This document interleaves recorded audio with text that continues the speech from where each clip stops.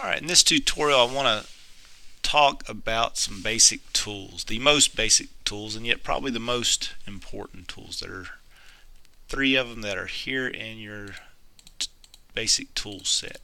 The first one is your move tool, the second is your rotate, and the third is your scale. So to be able to use them you have to have an object in your scene. I just created a polygon from the shelf. And to move, you click the move icon and then you pull on one of the three axes. There's three axes that correspond to the axes of the scene, which you can see down here. Y is up, and X is usually left to right by default, and Z is front to back. And they're also color coded. You see X is usually red, Y is green, and Z is blue. But whatever I have selected turns yellow. So I can just pull in any one direction. Now it is possible to pull from the middle. I do not recommend that in perspective view because you don't really know how far am I going in Z, or how far. It's misleading. Sometimes it's so is this, how far is this to the front or is it below?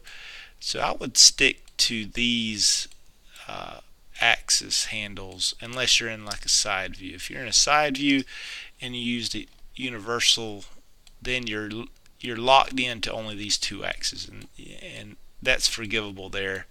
But you want to kind of avoid moving from the center. You want to move picking on these handles here. Alright, the next tool is your rotate. Before I go to rotate, I have my channel box up. It's the top icon, the top right. This is where you're going to be able to see the position and the rotation, the scale values update in real time. So I'm clicking here. This is not a tutorial about the channel box, but I just wanted to briefly show you that when you're moving it, it is actually moving it in an X, Y, Z position in the scene based on some sort of units. I can click those and type in a unit.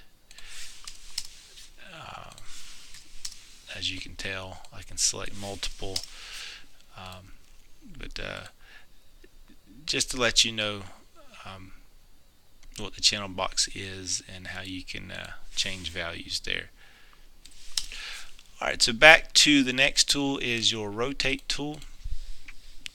And as you click the rotate, you get these circles.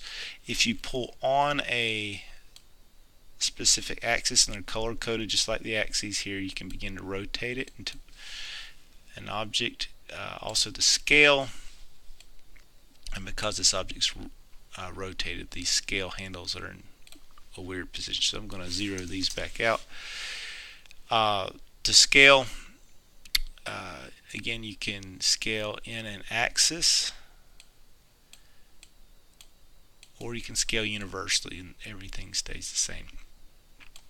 So pretty simple. And what I would recommend is that when you do this, you might want to start here and use these icons, but I want you to try using the shortcut keys. WER, put your pinky on Q, that's for select, and R is when I hit R, it brings up the move.